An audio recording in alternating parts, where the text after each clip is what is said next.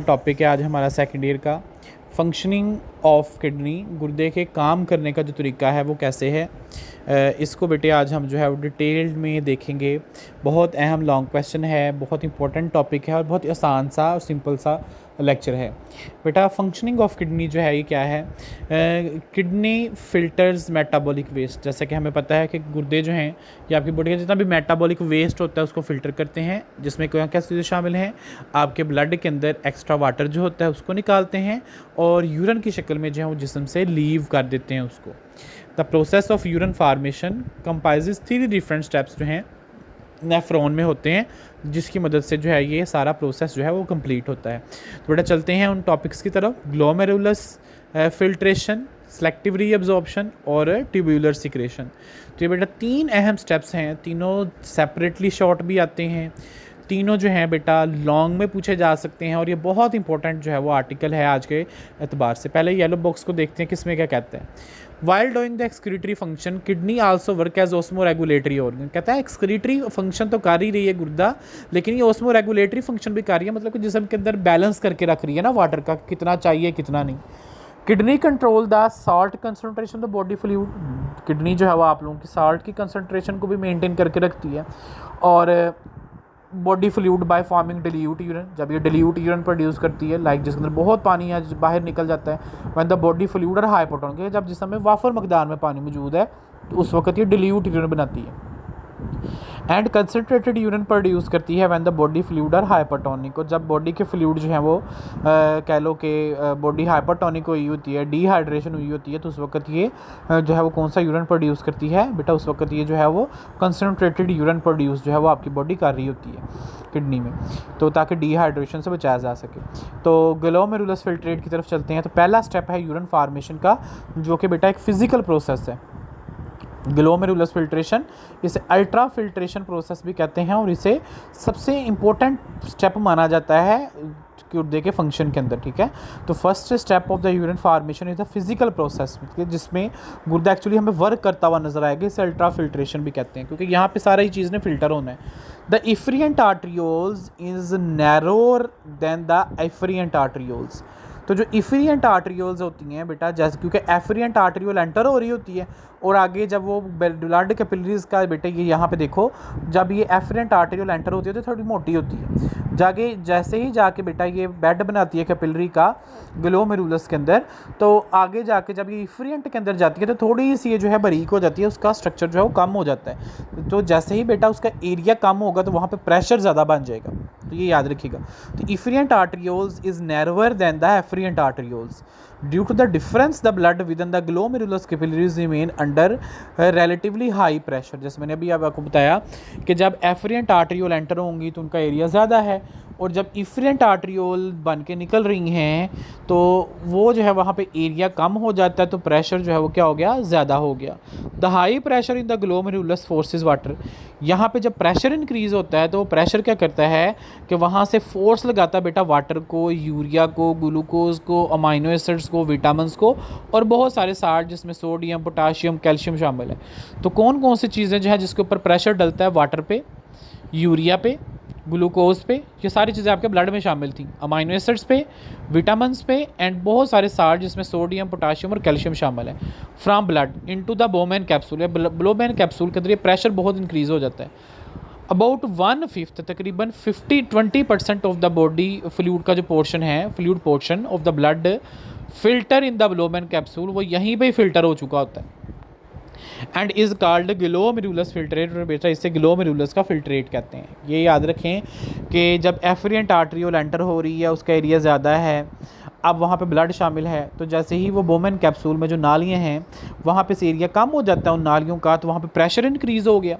जहाँ एरिया कम हो गया प्रेशर बढ़ गया, तो वहाँ पे water, glucose, amino acid, vitamin और बहुत सारे साल्ट जैसे सोडियम, पोटाशियम, कैल्शियम वगैरह, वहाँ पे क्या होता है कि उनके ऊपर प्रेशर डलता है, उसके प्रेशर की वजह से क्या होता है कि वो सारी चीज़ें जो है वो बाहर निकल जाती हैं और आपका जो है तकरीबन कहता है यहाँ पे 20% जो है आपके खून के अंदर जो मवाद होता है वो साफ़ कर लिया जाता है। साफ़ खून बेटे जो थोड़ा हो गया हुआ है वो आगे पहले बालदार हिस्से जिसे हम लोग जो है वो प्रोक्सिमल कन्वोल्यूटेड ट्यूब्यूल कहते हैं वहाँ पे पहुँच जाता है और जिसे ग्लोमेरुलस का फिल्ट्रेट कहते हैं। प्लाज्मा प्रोटीन जो होती हैं खून के अंदर जैसे albumin, globulin are and blood cells are too large to pass through the capillary wall. कहता है वो बड़े होते हैं, वो इन नालियों में से नहीं गुजर सकते। So these structures means in the blood, तो वो आपके खून में ही शामिल होते हैं क्योंकि इतना प्रेशर के साथ वो बाहर नहीं निकल सकते क्योंकि उनका एरिया ज़्यादा होता है। तो यहाँ पे ग्लोमेरुलस फिल्ट्रेशन में हमने ये पढ़ा कि बोमेन कैप्सूल के अंदर जो है सारा प्रोसेस हो रहा है जहाँ पे प्रेशर फिल्ट्रेशन के ज़रिए सारी चीज़ें जो है वो हमने बाहर निकाली हैं खून से और आगे ग्लोमेरुलस का फिल्ट्रेट बना के अगले हिस्से में ऐड कर दिया है। आगे जी selective reabsorption, very important step है ये। किस किस चीज़ को सिलेक्ट करना है कि वो खून में शामिल की जाएगी और किस चीज़ को सिलेक्ट करना है कि वो आपके यूरिन के ज़रिए आगे बाहर निकाली जाएगी जिसमें में इस स्टेप में हमने ये काम कर रहे हैं। अब जो ग्लोमेरुलस का फिल्ट्रेट है कंटेन्स ओनली वेस्ट, उसमें मोस्टली वेस्ट शामिल है। अब लेकिन कुछ कहता है वाइटल न्यूट्रिएंट्स होते हैं जो कि body can not afford to loss, जिसम नहीं चाहता कि उसको वो जो है वो लॉस करे, तो वो हमने सेलेक्ट करके एब्जॉर्ब करवाने। अब यहाँ पे सिलेक्शन होने लगी है जी। Selective reabsorption is the process by which useful materials are transported from the renal tubule back into the peritubular capillaries. क्योंकि अब आपको पता है बेटा अगर इस जगह को देखो तो जैसे ही ये आपकी बोमेन कैप्सूल का हिस्सा ख़त्म होता है तो प्रोक्सिमल कन्वोल्यूटेड ट्यूब्यूल के बाद लूप ऑफ फैनले वगैरह स्टार्ट होता है। तो इस सारे स्ट्रक्चर के ऊपर हमें पेरीट्यूब्यूलर कैपिलरीज मिलती हैं कि अभी भी गुर्दा ये चाहता है कि जो चीज़ें बचा ली जाएँ, जो वाइटल न्यूट्रिएंट्स हैं वो फिर से खून में शामिल कर ली जाएँ, इसलिए ब्लड कैपिलरीज का जाल पेरीट्यूब्यूलर कैपिलरीज जो हैं इनके ऊपर मौजूद होती हैं। तो यहाँ पर देखते हैं फिर से क्या बता रहा था। तो most reabsorption occur in the proximal convoluted tubule, ज़्यादा से ज़्यादा जो सिलेक्टिव रीअब्जॉर्प्शन है वो पहले हिस्से में हो जाती है प्रोक्सिमल कन्वोल्यूटेड ट्यूब्यूल में। In this region about 75% of the water returns from the filtrate. यहाँ पे तकरीबन 75% जो पानी है वो रिटर्न होता है फिल्ट्रेट का into the capillaries by osmosis. Osmosis के नतीजे में वो सारा का सारा जो चीज़ है वो किस में शामिल होगी, आपकी ब्लड कैपिलरीज के अंदर जो प्रोक्सिमल कन्वोल्यूटेड ट्यूब्यूल के ऊपर मैंने बताया जी मौजूद होती हैं। कौन कौन सी चीज़ें अब शामिल हो रही हैं बेटा, यहाँ पे ग्लूकोज, अमाइनो एसिड, कुछ साल्ट जैसे सोडियम, पोटाशियम या कैल्शियम, ये दोबारा से रिटर्न किए जाते हैं प्रोक्सिमल कन्वोल्यूटेड ट्यूब्यूल में। कि जो पीछे बच गई हैं चीज़ें अभी उनमें कुछ वाइटल न्यूट्रिएंट्स जो मौजूद थे वो पहले प्रोक्सिमल कन्वोल्यूटेड ट्यूब्यूल के जरिए ब्लड कैपिलरीज में शामिल कर लिए जाएंगे। तो as these filtrate move further more water is reabsorb into the descending limb of loop of Henle. अब क्योंकि नीचे की तरफ आ जाते हैं तो नीचे की तरफ आते हुए जो है वो पहले डिसेंडिंग लिम्ब ऑफ आती है लूप ऑफ फैनले की, तो वहाँ पे कुछ चीज़ें वाटर वगैरह अब्जॉर्ब किया जाता है, पानी को अब्जॉर्ब करता है। और जो असेंडिंग लिम्ब है is impermeable to water but actively transport salt out of tubule. बेटा याद रखिएगा जो डिसेंडिंग लूप ऑफ फैनले है वहाँ पे सिर्फ वाटर को अब्जॉर्ब किया जाएगा और जो असेंडिंग लूप ऑफ फैनले है वहाँ पे जो है वो एक्टिवली ट्रांसपोर्ट की जाएगी कुछ चीज़ों की जैसे वाटर वगैरह के साथ। But ascending limb is impermeable to water, ये परमिएबल नहीं है वाटर के लिए बट एक्टिवली ट्रांसपोर्ट कर रही है साल्ट्स को और कुछ ट्यूब्यूल्स को, ठीक है, उसको जो है ये ट्यूब्यूल्स में शामिल कर लेती है, आपकी कह लो कि ब्लड कैपिलरीज में डाल दी है। Some water and salt are also absorb from the distal convoluted tubule. जब ये सारा हिस्सा बेटा लूप ऑफ फैनले से भी वाटर और साल्ट को एब्जॉर्ब कर लिया गया, डिसेंडिंग से आते हुए हमने वाटर को कर लिया, असेंडिंग में जाते हुए हमने साल्ट्स को कर लिया, तो आखिरी जो पार्ट होता है जिसे हम लोग डिस्टल कन्वोल्यूटेड ट्यूब्यूल कहते हैं, आखिरी हिस्सा, वहाँ पे भी कहता है कुछ साल्ट और वाटर को एब्जॉर्ब किया जाता है फिर से। अब आगे जो है वो सारा का सारा collecting duct is final site for water reabsorption. अब वो जो सिलेक्टिंग जो लास्ट वाला पार्ट होता है जिसे हम लोग कलेक्टिंग डक्ट कहते हैं, अब ये सिर्फ वो हिस्सा होता है जहाँ से सिर्फ वाटर को बचाना होता है, बाकी साल्ट और मिनरल्स वगैरह जो है हम लोगों ने मोस्टली जो है वो अब्जॉर्ब कर ली हुई यहाँ पे। उसके बाद होती है जी ट्यूब्यूलर सिक्रेशन।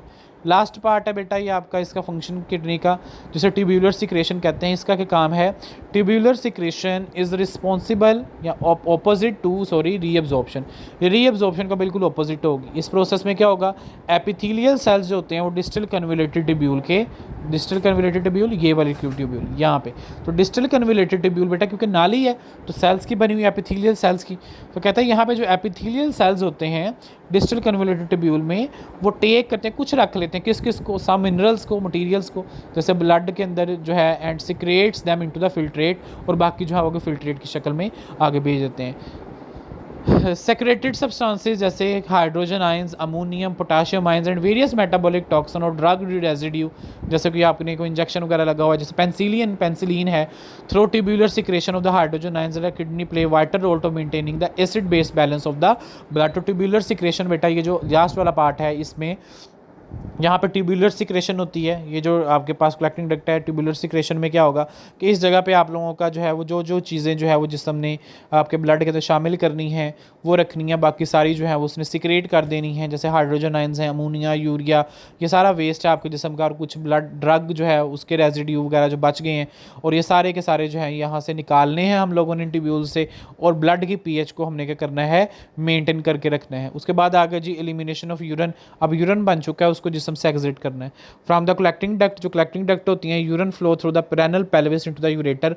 आपको पता है जी सारा का सारा ये अगर गुर्दे में देखें इस जगह पे, तो सारा पार्ट जो है वो आप लोगों का रेनल पेल्विस के अंदर आ चुका है, रेनल पेल्विस से ये यूरेटर में आएगा अब आगे।